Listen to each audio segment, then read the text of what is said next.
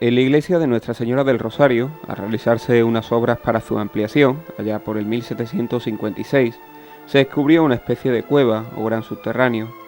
Pero nos tenemos que ir para atrás en el tiempo para comenzar la historia de la creación del edificio más hermoso y único de la ciudad de Cádiz, el Oratorio de la Santa Cueva. Existía una congregación denominada la Venerable de la Madre Antigua, que será clave para el nacimiento de este oratorio. Esta congregación, que realizaba distintos tipos de ejercicios espirituales, basados en los escritos de la Madre Sor María de la Antigua, nació allá por el año 1730 y hacían estos ejercicios en una casa, en una zona descampada en el actual Arco de Garaikochea. Meditaban sobre la pasión de Cristo todos los jueves de 9 a 12 de la noche. Se cuentan que al reunirse en secreto y muy tarde empezaron a levantarse voces de sospecha, y esto hizo que el obispo, Fray Tomás del Valle, fuera en secreto y oculto a ver lo que estaban realizando.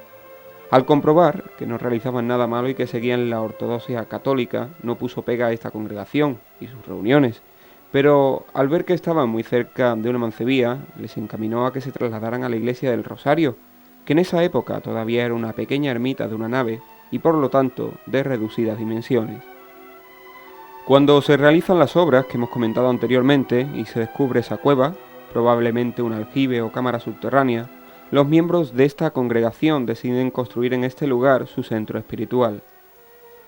Se contrata al arquitecto Torcuato Cayón para que realice las obras oportunas de acondicionamiento. Sus impulsores fueron el conde Reparaz y el padre Sáenz de Santa María, que dirigía esta congregación. Antes de hablar del edificio con todas sus obras, vamos a hablar brevemente del padre Sáenz de Santa María, ya que sin su figura y su obra no entenderíamos la Santa Cueva. Nació en México, en la ciudad de Veracruz, un 25 de abril de 1738.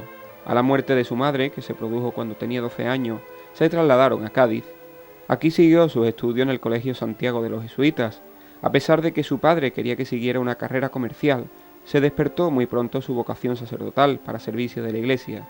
En 1761 se le nombró presbítero. Desde 1766, Cádiz sería ya su residencia definitiva, y ya sería conocido como el Padre Santa María por todos los gaditanos. Lo que más nos interesa es saber que en 1771, cuando se le ofrece para dirigir la congregación de la Madre María Antigua, por lo que se vinculó para suerte de todos nosotros a la Santa Cueva, gracias a su esfuerzo económico, endeudándose y junto con el conde de Reparaz, realizaron la renovación completa, también de la iglesia del Rosario, de lo que era la cueva antigua, que dirigió el arquitecto Torcuato Cayón, y luego por su fallecimiento su ahijado Torcuato Enjumeda. La capilla baja se bendijo y se abrió al culto un jueves santo en 1783. Desde antes, el padre tenía la idea de crear una capilla alta para el sacramento de la Eucaristía. Así, completaría su idea de penitencia y recompensa eucarística, que hace de este edificio algo único, pero no disponía de suficientes recursos económicos, ya que su intención era que la capilla alta fuera suntuosa, para darle más dignidad al Santísimo Sacramento, y que sirviera como contrapartida a la pobreza y austeridad de la capilla baja. Pero la suerte, entre comillas, va a ser que el padre se encuentre con un caudal muy importante de dinero, y es que el fallecimiento de varios familiares hará que herede el título de Marqués de Valdeíñigo, por lo que pondrá en marcha la realización de la capilla alta en 1793, bajo las órdenes de Torcuato Enjumeda, capilla que es bendecida el 31 de marzo de 1796.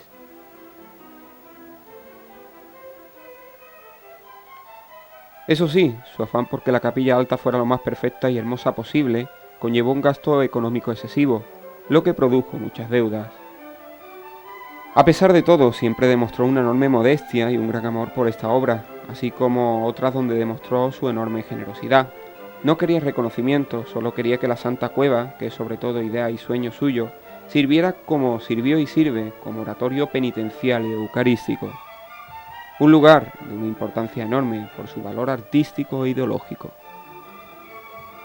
El padre Santa María falleció a los 66 años en su casa que estaba enfrente de la Santa Cueva un 26 de septiembre de 1804.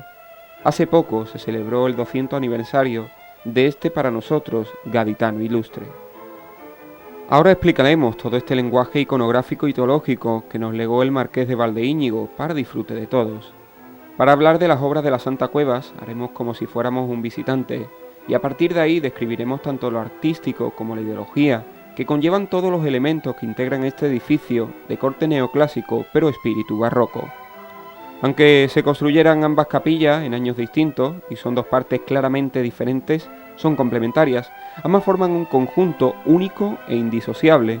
Todos los elementos están perfectamente estudiados y tienen su sentido.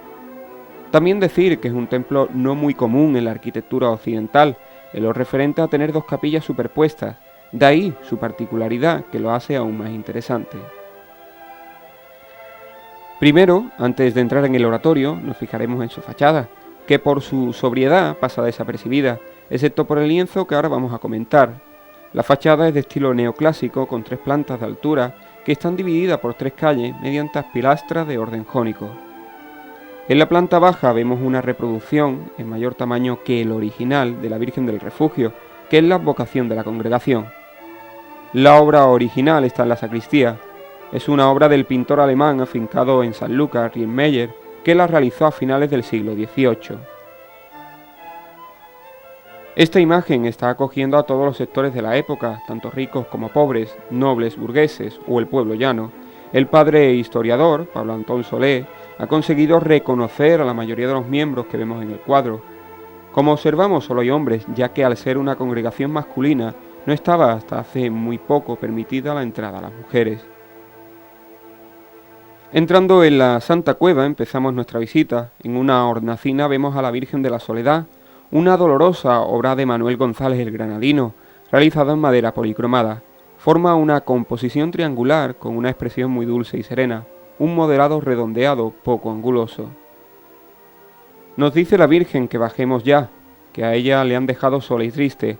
Al bajar vemos antes de entrar en la capilla penitencial, también en una hornacina, la talla del Cristo caído bajo la cruz, camino del Calvario, también obra del Granadino. La imagen nos indica que vamos a entrar en un lugar de recogimiento y rezo.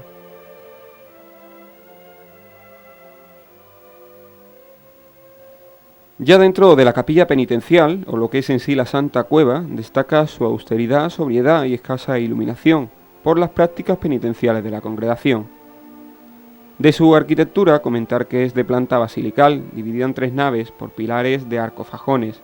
La central está cubierta por bóveda vaída y los laterales por bóveda de aristas.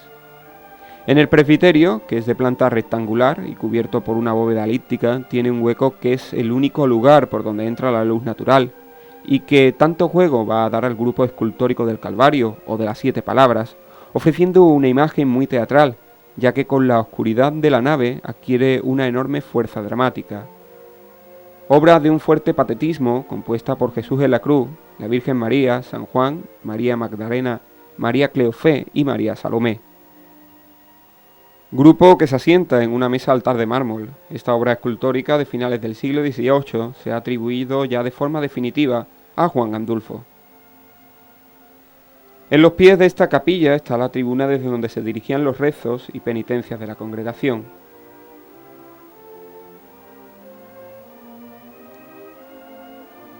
Recordar que para esta capilla penitencial fue encargado al compositor alemán Joseph Haydn la partitura de las 7 palabras para acompañar a la meditación de cada una de las palabras de Cristo en el sermón de la mañana del Viernes Santo.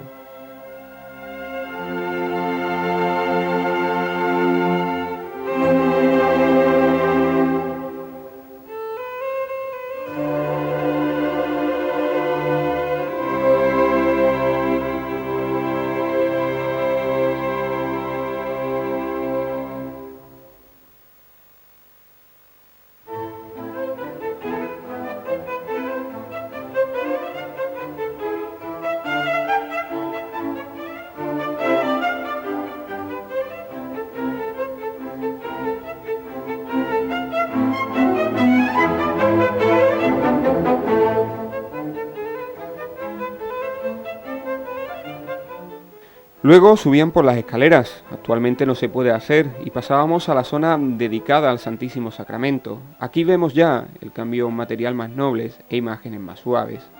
Accedemos a ella por una escalera señorial de 2 tramos y balaustradas, toda ella de mármol. Vemos una vitrina con medallón de madera tallada y policromada que representa el Sagrado Corazón de Jesús en el rellano de la escalera de acceso a la capilla alta. Ya dentro del oratorio alto, dedicado a la exaltación de la Eucaristía, empezamos a ver claramente las diferencias con respecto a la capilla penitencial. Ahora entramos en un espacio transparente y muy luminoso, sobre todo por los 8 vanos circulares que están en la cúpula. Reina una paz y serenidad que lleva un encuentro íntimo con la divinidad.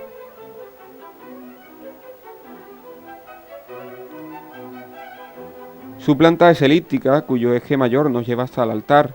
Los muros se articulan por 8 grandes columnas jónicas realizadas en jaspe. La cúpula está a su vez dividida en 8 casquetes decorados con pasajes del Antiguo y Nuevo Testamento. Se puede decir que es la única decoración no contemporánea de la fundación de la capilla. La realizó Antonio Cavallini. Destaca su engaño visual, ya que aparenta ser un relieve, pero es una decoración pictórica. Arriba de esta zona del presbiterio vemos un retrato ovalado sostenido por 2 ángeles del ya marqués de Valdeíñigo, colocado después de su fallecimiento, realizado al igual que la Virgen del Refugio por Franz Schaff.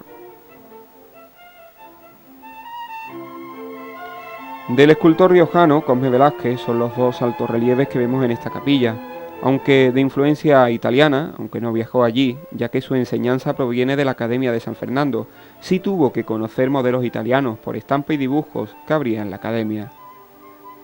En el muro de la derecha presenta la Comunión de San Estanislao de Kostka y en el otro muro de la Primera Comunión de San Luis Gonzaga, ambos realizados en estuco y relacionados con la idea eucarística del oratorio.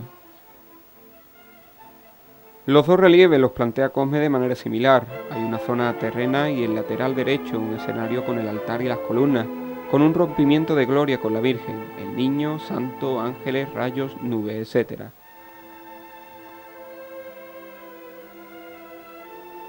Cosme Velázquez intenta crear un ambiente que responda a la realidad histórica.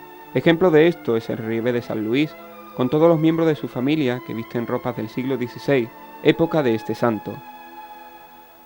En ambos relieves hay un equilibrio y claridad compositiva.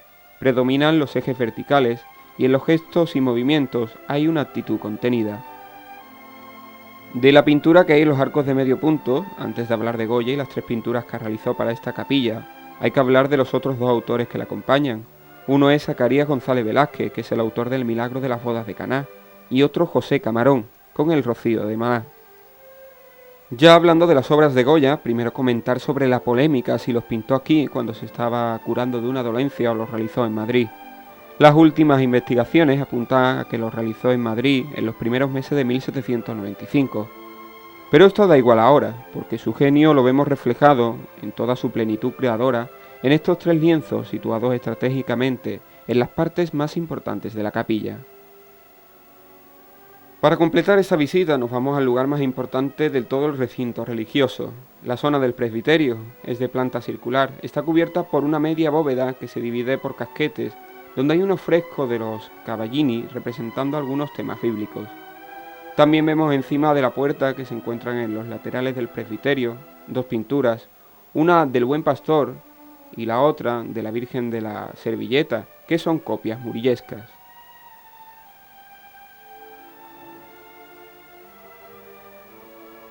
Toda la exaltación de la Eucaristía que ideó el padre Sáenz de Santa María para esta capilla culmina de manera magistral en este tabernáculo que alberga al Santísimo Sagrario. El altar mayor es un tabernáculo o templete de jaspe de orden corintio, de planta circular con entablamento seguido y cúpula rebajada. Está coronado por una estatua de la Fe de madera dorada. En la puerta del sagrario hay una figura de medio relieve de la religión, realizada en plata, así como los otros 2 relieves. Uno es el regreso de los exploradores y el otro de la última cena. Probablemente la ejecutó el hermano del arquitecto Torcuato Benjumeda, siguiendo las trazas de Cosme Velázquez. El interior del tabernáculo tiene 6 columnas de plata con capiteles compuestos y el suelo de este sagrario es de malaquita. En esta sala vemos varios ángeles, obras de Cosme Velázquez. Para concluir, recordar esta obra como el sueño de un hombre que unió como nadie fe, razón y cultura.